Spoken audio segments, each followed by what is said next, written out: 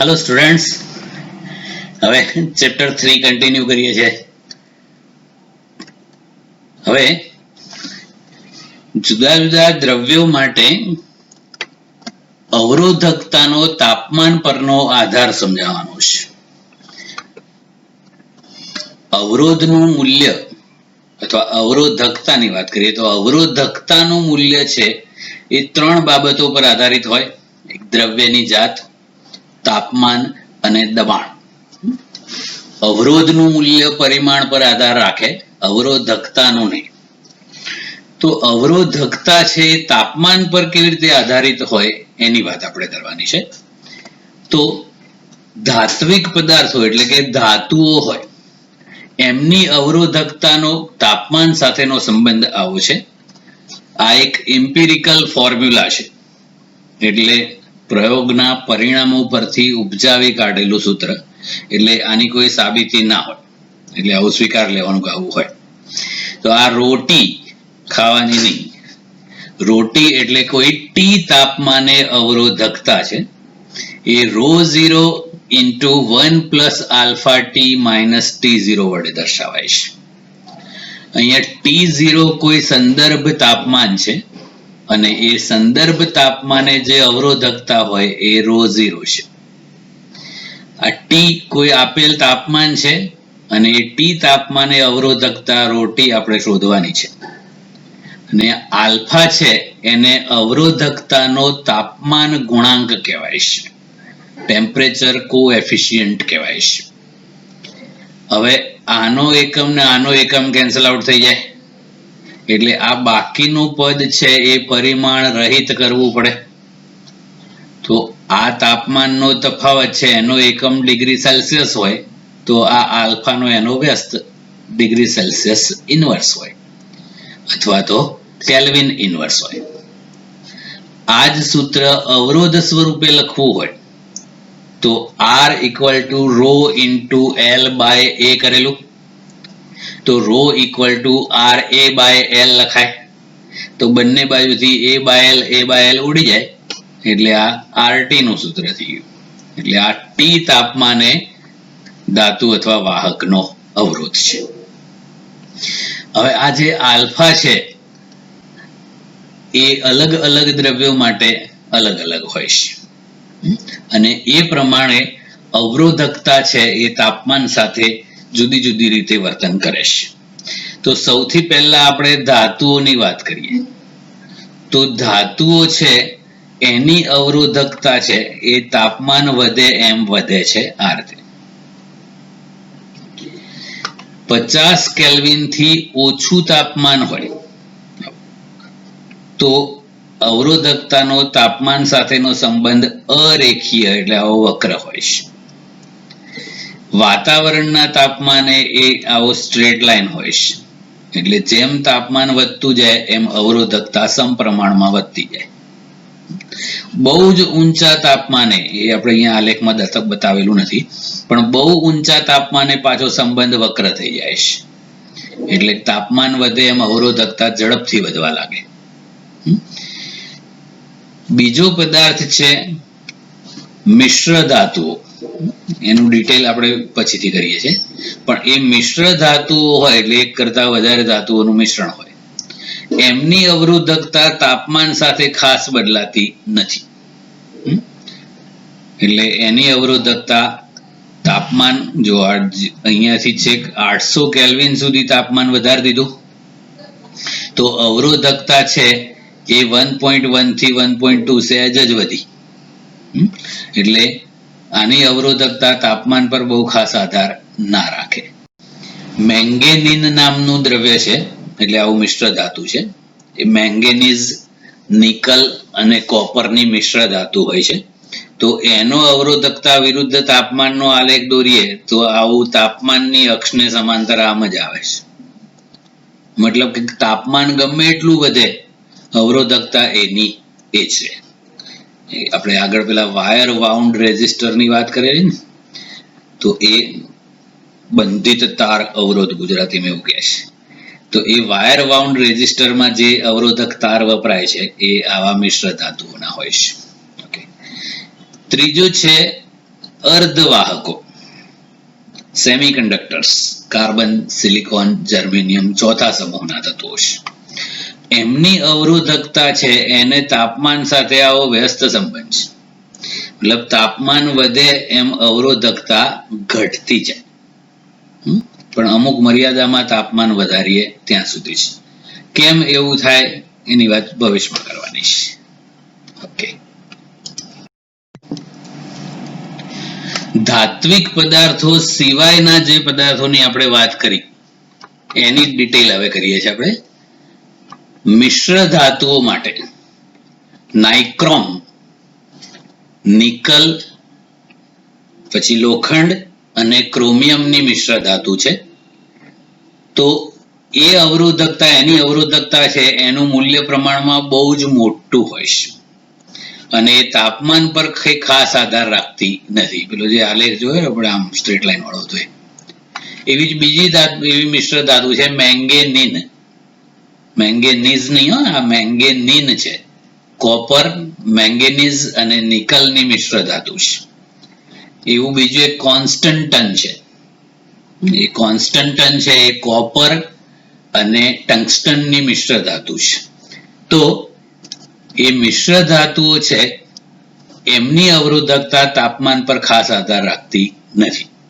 એ wire wound resistor બનાવવામાં એનો ઉપયોગ થાય છે.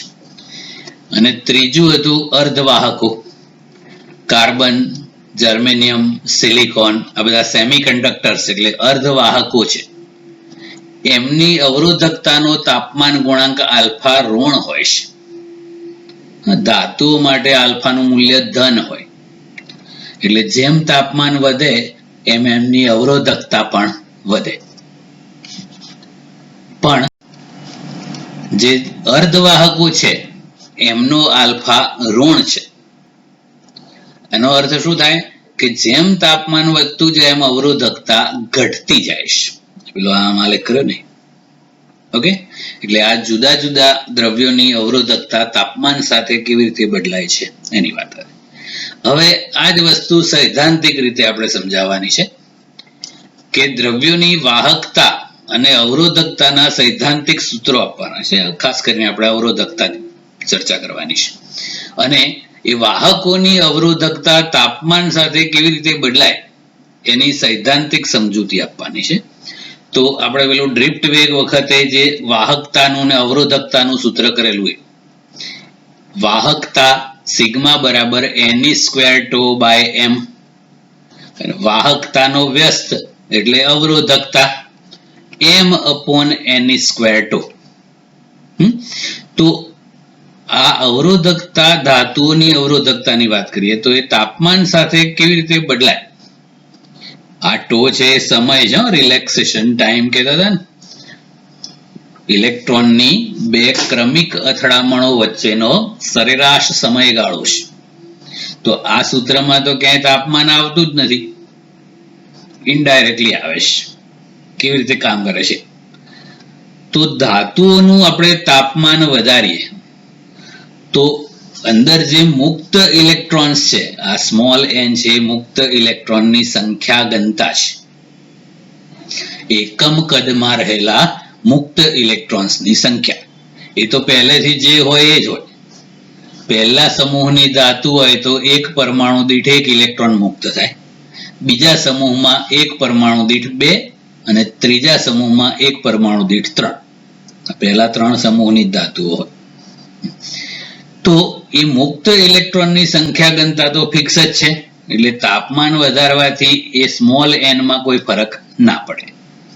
તો ઇલેક્ટ્રોનનો વિદ્યુત ભાર પણ અચળ જ છે અને ઇલેક્ટ્રોનનું દળ પણ અચળ છે, એટલે આટલી આઈટમ તો અચળ થઈ ગઈ. તો એનો મતલબ કે તાપમાનની અસર આ રિલેક્સેશન ટાઈમ ઉપર થાય. કેવી રીતે થાય એ?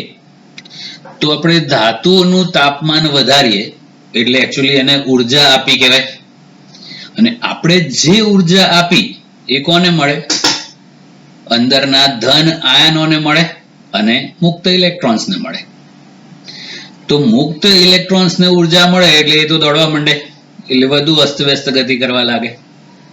પણ મેઇન વસ્તુ પેલા જે ધન આયનો ચોક્કસ સ્ફટિક રચનામાં લેટીસ બિંદુ પર ગોઠવાયેલા હતા એમને ઉર્જા મળે એટલે એમના જે દોલનો હોય એ તાપમાન અનુસાર મધ્યમાન સ્થાનની આસપાસ અસ્તવ્યસ્ત દોલનો કરતા હોય અને એ તાપમાન વધે એટલે એ દોલનો વધુ અસ્તવ્યસ્ત ને વધુ ઝડપી થઈ જાય અને મોટા કંપવિસ્તાર વાળા થઈ જાય, જોર જોરથી દોલન કરવા માંડે. અને એવું થાય તો ઇલેક્ટ્રોન સાથેની એની અથડામણો પણ વધી જાય અને જેમ અથડામણો વધતી જાય એમ બે ક્રમિક અથડામણો વચ્ચેનો જે સરેરાશ સમયગાળો હતો રિલેક્સેશન ટાઈમ એ ઓછો થવા માંડે, ફટાફટ અથડાય ને એટલે બે ક્રમિક અથડામણોનો સમય ઘટતો જાય. તો આ સૂત્ર પ્રમાણે હવે જો તો ટો ઘટે એટલે રો વધે. ઓકે, એટલે ધાતુઓનું તાપમાન વધે તો અવરોધકતા કેમ વધે છે એનું રહસ્ય આ છે. ઓકે, તાપમાન વધે એટલે ધન આયનોના દોલનો વધુ ઝડપી, મોટા કંપવિસ્તાર વાળા, વધુ અસ્તવ્યસ્ત થાય એટલે ઇલેક્ટ્રોનની એની સાથેની અથડામણો વધી જાય એટલે ક્રમિક અથડામણો વચ્ચેનો સમયગાળો ટો ઘટી જાય એટલે આ સૂત્ર પ્રમાણે ટો ઘટી જાય એટલે રો વધી જાય. ઓકે, અર્ધવાહકોમાં શું થાય એની વાત આવે. ઓકે, હવે સેમિકન્ડક્ટર્સ એટલે કે અર્ધવાહકો છે એની પર તાપમાનની શું અસર થાય એ. તો અર્ધવાહકોનું તાપમાન વધારીએ તો અંદર જે સહસંયોજક બંધો હોય એ તૂટવા માંડે. સહસંયોજક બંધ તૂટે એટલે એમાં મુક્ત ઇલેક્ટ્રોન બને અને પછી પાછળ જે બંધ તૂટ્યો એ ઇલેક્ટ્રોનનો અભાવ દર્શાવતી ખાલી જગ્યા એટલે હોલ કહેવામાં આવે છે. તો એક સહસંયોજક બંધ તૂટે એટલે એક મુક્ત ઇલેક્ટ્રોન નવો આવે અને એક હોલ આવે.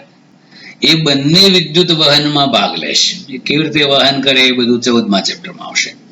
પણ જેમ તાપમાન વધતું જાય એમ મુક્ત ઇલેક્ટ્રોન્સ અને હોલની સંખ્યા એટલે કે વિદ્યુત ભાર વાહકોની સંખ્યા ઘનતા વધતી જાય અને એના કારણે વાહકતા વધતી જાય અને અવરોધકતા ઘટતી જાય. એટલે આમાં ઊંધો સંબંધ છે ધાતુઓ કરતા. બંનેમાં અલગ કારણ છે. પેલામાં રિલેક્સેશન ટાઈમ પર અસર થતી હતી અને આમાં સંખ્યા ઘનતા ઉપર અસર થાય છે. ઓકે, હવે એક નવો ક્વેશ્ચન કરીએ છીએ. વિદ્યુત ઉર્જા અને પાવરની ચર્ચા કરવાની છે અને એના પરથી જૂલનો નિયમ તારવવાનો છે.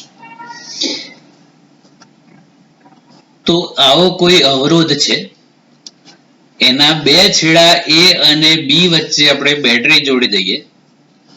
A સાથે બેટરીનો ધન ધ્રુવ અને B સાથે ઋણ ધ્રુવ.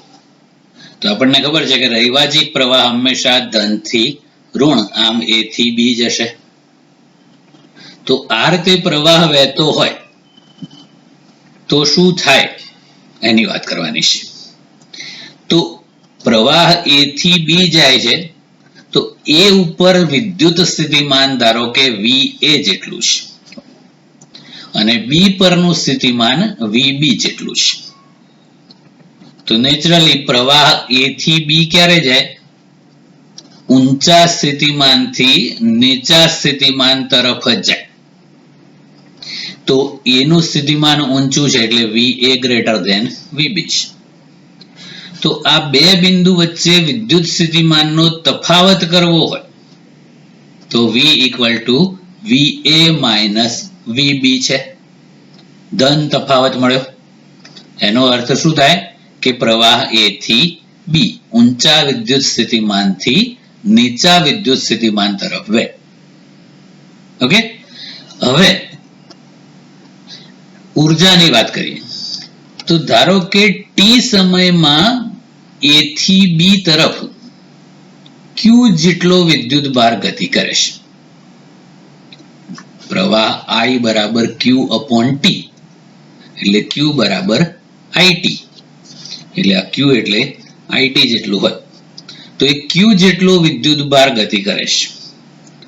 તો એ બિંદુ આગળ એ Q વિદ્યુત ભારની સ્થિતિ ઉર્જા કરવી હોય તો આ વિદ્યુત સ્થિતિમાનનો મીનિંગ શું હતો? એકમ ધન વિદ્યુત ભારની ઉર્જા. આ આપણે અહીંયા અનંત અંતરેથી લાવવાનું નથી, પણ અહીંયા વિદ્યુત સ્થિતિમાનનો મતલબ કરવાનો એકમ ધન વિદ્યુત ભાર દીઠ ઉર્જા. તો એકમ ધન વિદ્યુત ભાર દીઠ ઉર્જા VA હોય તો Q વિદ્યુત ભાર દીઠ કેટલી હોય? QVA હોય. તો એ બિંદુ આગળની સ્થિતિ ઉર્જા થઈ ગઈ. Q into VA એટલે UA. એ જ રીતે B આગળની સ્થિતિ ઉર્જા કરવી હોય તો B આગળનું વિદ્યુત સ્થિતિમાન VB છે, એના ગુણ્યા Q કરો એટલે સ્થિતિ ઉર્જા થઈ જાય QVB. યાદ કરો ચેપ્ટર 2 માં આવું કરેલું આપણે. વિદ્યુત સ્થિતિમાન છે એકમ ધન વિદ્યુત ભાર દીઠ ઉર્જા છે, અને વિદ્યુત સ્થિતિ ઉર્જા છે એ Q વિદ્યુત ભાર દીઠ સ્થિતિ ઉર્જા છે. એટલે આ UA એટલે QVA અને UB એટલે QVB. તો આ બે બિંદુ વચ્ચે સ્થિતિ ઉર્જાનો ફેરફાર કેટલો થાય અહીંયાથી વિદ્યુત ભાર B પર આવે ત્યારે? તો ફેરફાર કરવો હોય તો અંતિમ માઇનસ પ્રારંભિક એટલે UB માઇનસ UA, અને UB એટલે QVB માઇનસ UA એટલે QVA. Q common, VB minus VA. પણ અહીંયા VA માઇનસ VB બરાબર V હતું, તો આ VB માઇનસ VA એટલે માઇનસ V થાય ને, એટલે અહીંયા માઇનસ V મૂકી દીધું, એટલે આ Q ઇન્ટુ માઇનસ V એટલે માઇનસ QV. અને પ્રવાહની વ્યાખ્યા પ્રમાણે Q બરાબર IT મૂકી દઈએ એટલે આ ડેલ્ટા U બરાબર માઇનસ VIT કહેવાય. આ જે મળ્યો સ્થિતિ ઉર્જાનો ફેરફાર એ શું છે? Q જેટલો ધન વિદ્યુત ભાર A થી B સુધી જાય ત્યારે એની વિદ્યુત સ્થિતિ ઉર્જામાં VIT જેટલો ઘટાડો થાય. માઇનસ નો મતલબ ઘટાડો થાય. ઓકે, ગતિ ઉર્જાની વાત કરીએ તો વિદ્યુત ભારો સુવાહકની અંદર અથડામણ વગર ગતિ કરે છે આવું આપણે વિચારીએ, એવું હોય નહીં, એવું ખાલી વિચારવાનું. તો ઉર્જા સંરક્ષણના નિયમ મુજબ શું હતું કે delta K plus delta U equal to 0. 11માનું 5મું ચેપ્ટર. તો delta K plus delta U equal to 0 એ ઉર્જા સંરક્ષણનો નિયમ છે. તો ડેલ્ટા K બરાબર માઇનસ ડેલ્ટા U થાય. તો આ માઇનસ ઓફ માઇનસ VIT એટલે પ્લસ VIT, મતલબ કે ગતિ ઉર્જામાં VIT જેટલો વધારો થવો જોઈએ સ્પીડ પકડે, પણ રિયલમાં એવું થતું નથી. તો શું થાય છે એની વાત.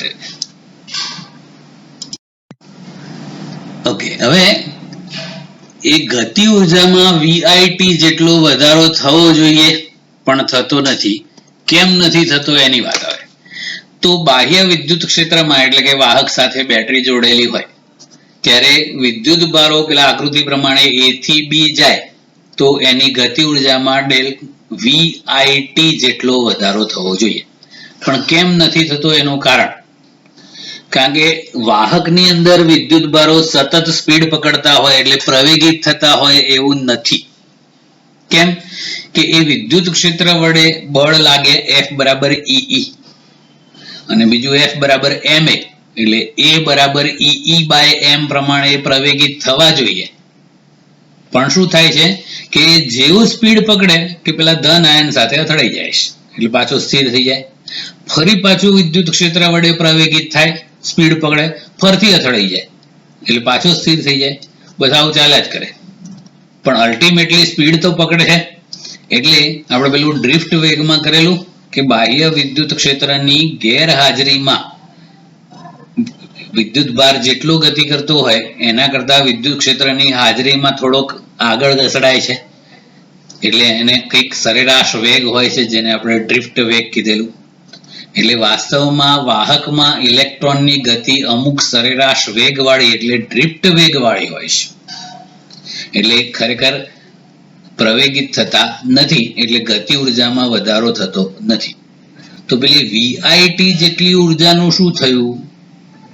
તો વિદ્યુત ભાર સતત અથડાય કરે એના કારણે એ ધન આયનો સાથેની અથડામણો દરમિયાન ઇલેક્ટ્રોનને જે ઉર્જા બેટરી પાસેથી મળેલી એ ધન આયનોની અથડામણોમાં વહેંચાઈ જાય બે વચ્ચે, અને એના કારણે ધન આયનોને ઉર્જા મળે અને એના કારણે એના દોલનો વધારે ઝડપી અને વધુ અસ્તવ્યસ્ત બને, અને છેવટે એ બધી ઉર્જા છે એ ઉષ્મા ઉર્જા સ્વરૂપે વાતાવરણમાં વિખરાઈ જાય.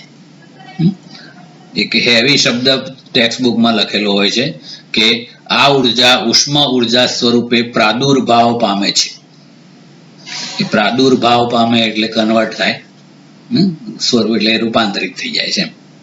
ઓકે, અને એ વાતાવરણમાં જેમ ઉષ્મા ઉર્જા જતી જાય એ વાહક ગરમ થવાનું કારણ એ છે. હવે એ જે ઉષ્મા ઉર્જા છે એ કેટલી હોય તો બેટરીએ વિદ્યુત ભારોને જેટલી ઉર્જા આપી હોય એટલી.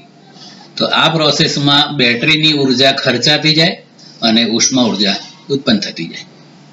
કેટલી થાય તો પેલું VIT કરેલું એ જ. હવે એનું ડિટેલ આપણે સૂત્ર કરીએ.